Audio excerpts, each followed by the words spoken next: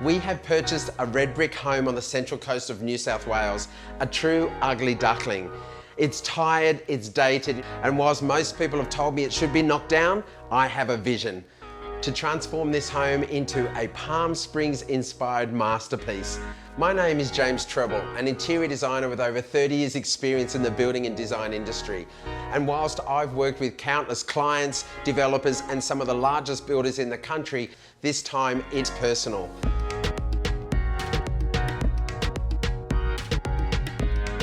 In this episode of James Bought a House, the journey begins. We purchased this tired old property up on the Central Coast in 2020. Unfortunately, things didn't quite go as planned and our tenants decided to stop paying rent. After months and months of stress and dealing with the property manager and the local sheriff, we now have an empty site. And our plans to renovate this property, which were about 2.5 years down the track, were brought forward.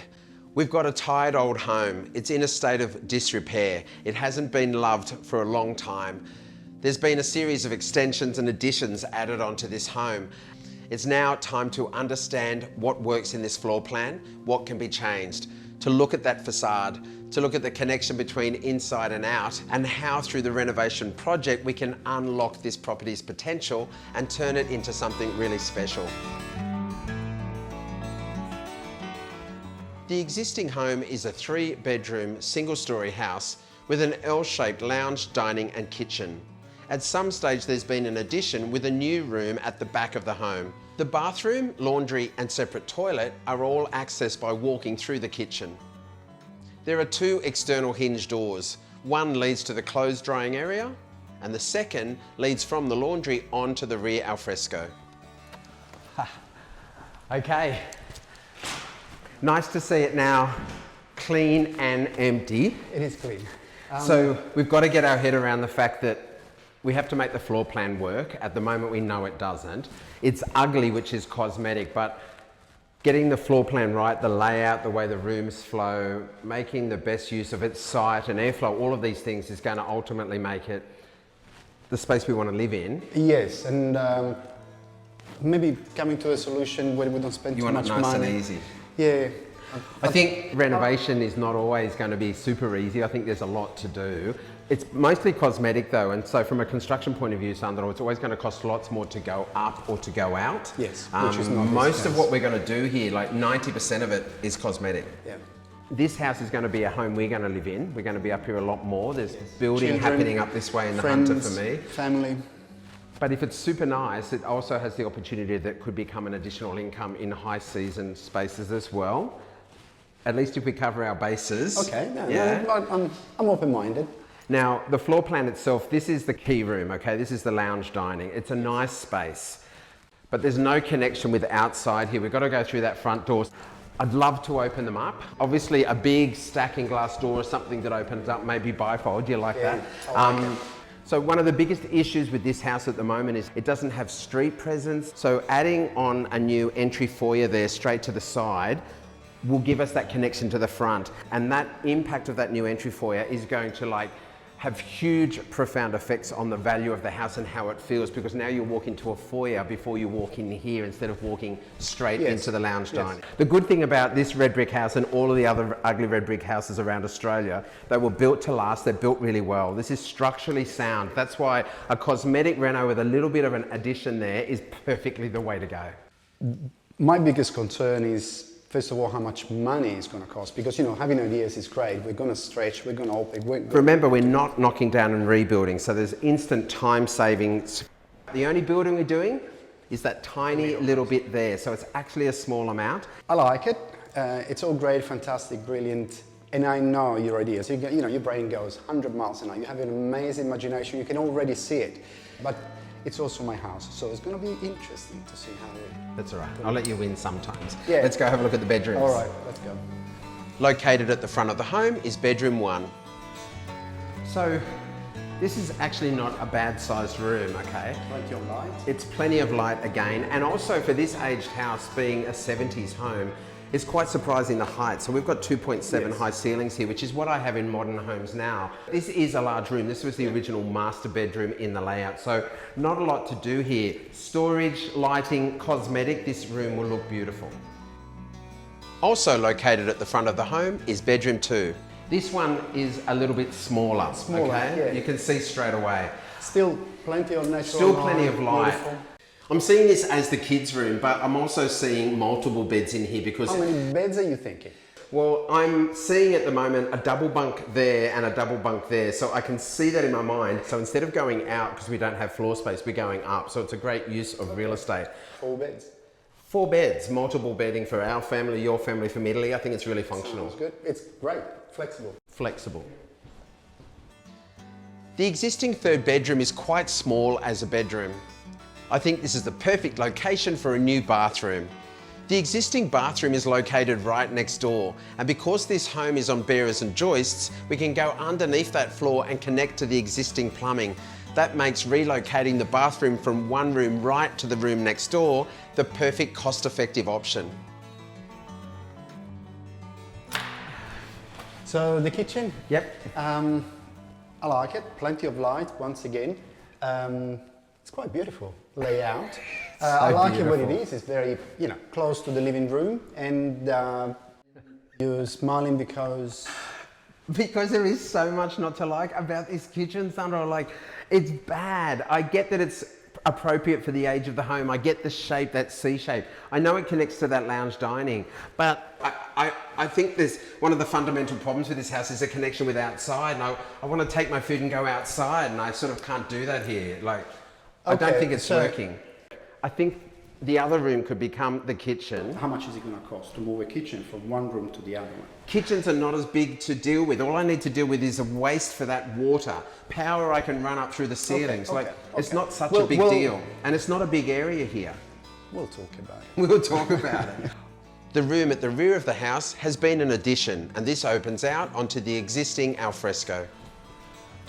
So, if we take out that smaller bedroom and make it a bathroom, which I think we agree is logical, then we need a 3rd bedroom. So it's beautiful, it's light filled. And just imagine that if the kitchen became this room instead, it is beautifully connected already with glass doors to that outside alfresco area. Yes. And can you imagine just there now, we've got that structure that we could turn into the most amazing pizza oven. Would you like a pizza oven? I know you like pizza. You can be cooking up pizza. I can be bringing all the salads and everything else, bringing all the drinks. We can eat with the kids outside. There's music playing, spritz, pizza. Like, beautiful. I can smell the pizza, Sandro. Okay. We still haven't agreed. What we have here, and I think that this can be utilised in a better way, and I think that there's an opportunity here that could completely transform how this house feels to spend time in, plus cost is always versus value, and I reckon this could be a real game changer for the value of this house. I get it, but I'm a bit scared of it. I think it's really worth thinking about. Okay. We'll think about it. Sandro is rightly worried about the budget. In fact, most of my clients are. But in this case, we have to build a new kitchen anyway. So now is the perfect time to discuss, should the new kitchen stay where it is, or could relocating it help transform how this home looks and feels?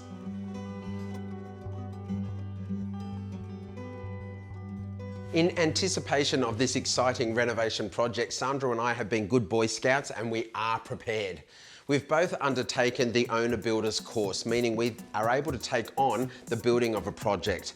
We have employed a certifier, we've got a structural engineer, and we have a draftsperson who will create all of our visions and create them as proper shop drawings, ones that can be lodged and built upon. We are also, of course, in need of trades.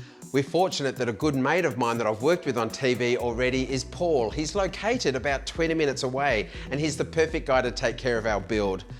Sandro and I both love the concept of sourcing our trades and our products locally.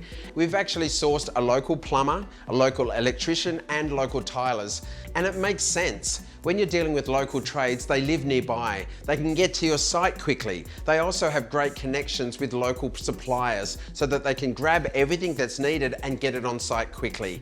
In our case, most of our trades actually know each other. So there's already a great connection on site, and that's going to make our building and renovation process run smoothly. Working with that idea of sourcing local, I'm excited to come across Walker Brothers. This is an Australian-owned company that's been here for 90 years. Located just in West Gosford, it's not too far away for deliveries. Going on site has been exciting. We can see all of the timber that we're going to require. We're going to need structural timber. We're going to need beams for the new openings. We're going to need skirting and architrave. We're going to need all of the fittings and fixtures to help transform our home. And luckily for us, all of them can come from one place.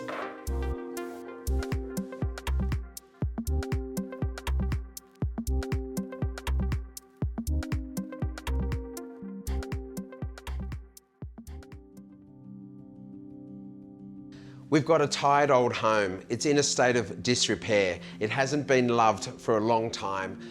It's time to peel back the layers of time, to see what we've got, to understand the floor plan, what can be changed, to look at that facade, to look at the connection between inside and out, and how through the renovation project we can unlock this property's potential and turn it into something really special. Time to start peeling back 50 years of wear, tear, and additions. The existing laminated floors are damaged and worn. They have to be replaced. It's actually opened up the possibility to look at the beautiful floorboards underneath. On previous renovations, Sandro and I have actually sanded and stained the floorboards. But in this project, we are rejigging the floor plan. That means a new floor has to go on top so that we have nice continuity and flow from one room to the next. Arches are beautiful, they're also on vogue, and Sandro, being Italian, loves them, but this particular arch doesn't work. Why? Because it closes in the space. By removing that arch, we can create a much larger opening, a better connection between that room and the existing dining lounge. That allows us to move the new kitchen there. Therefore, it's gotta go. Because I'm planning to place the kitchen in that location, it's going to create a better flow and a better opportunity for me to maximize the amount of storage, plus the connection between that room and the existing rear alfresco. The facade. It's ugly, I get it. This facade is pretty bland and I can understand why people think that we should knock it down. The two windows are large, but the frames are really thin and they have no character. The gable end is actually forward. It's like a big heavy forehead. That has to change. A single car garage has been added on at some time. It's ugly and it's off balance, but it is extra real estate, which I know we can utilize. The front door is actually not even on the front. It's on the side elevation, so that also has to change. The major problem though is cosmetic. The red brick looks dated. The roof is actually aged concrete and there's some broken tiles letting some water into the house as well. The eaves look to me like they could be a problem and might be a material we have to remove off site. Why did we buy this house? Well, it's 7 minutes walk to the beach. It's a flat block. It's actually a dual street frontage, so it's between two tarred roads, and the existing house is already located at one end of the block, providing future possibilities to add another property on the other end of the block onto the other street. On one side of the house, there's enough room for a car to drive through it. This opens up the potential for a possible extension and maybe some outdoor living areas as well. As far as the end result and how this home will look, well, I have a vision. In 2019, we took the kids to visit Palm Springs. This is the epitome of mid-century modern. Beautiful homes spread out over wide blocks with a great connection between inside and out. I think this works so well for our Australian way of living, and I can instantly see that this overlay of style could work on this home. It's going to look Palm Springs inspired. As the renovation process begins, our project starts to quickly turn into a demolition site. It's up to Sandro and I to try to keep things organised and designate areas where all of this rubbish and material is going to be stored and, where possible, recycled. This is an exciting process for us. We've got a big job that we're undertaking as we start to realise its potential and transform this property.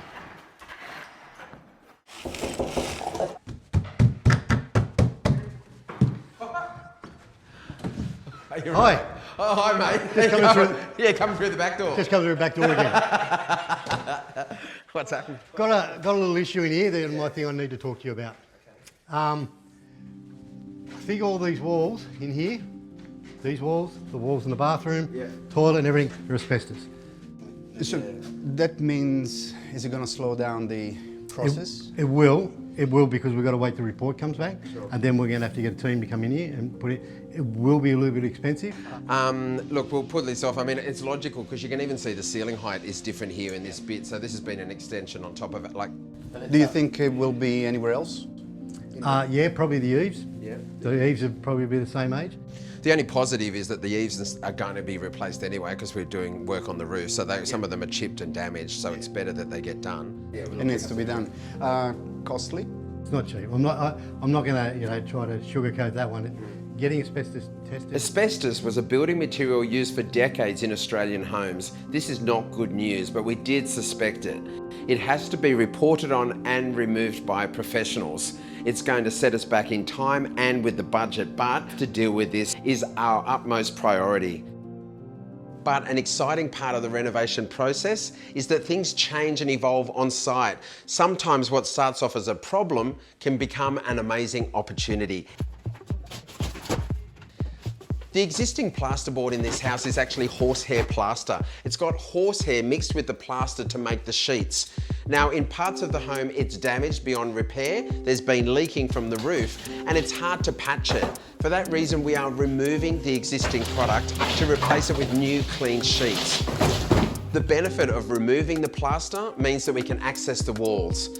We can add insulation, we can adjust the electrical and plumbing, and we can deal with any structural issues at the same time. The results are going to be outstanding. It's also time for me to put on my designer hat to create my selection schedule, all of the documentation so that I can confirm every finish and fitting, the flooring, the joinery, the tapware, the tiles, the wall colours. There's a lot to choose and it's an exciting time for me because of course this is our project. To continue watching the process of me turning this ugly red brick home into a Palm Springs inspired masterpiece, click onto the next episode of James Bought a House.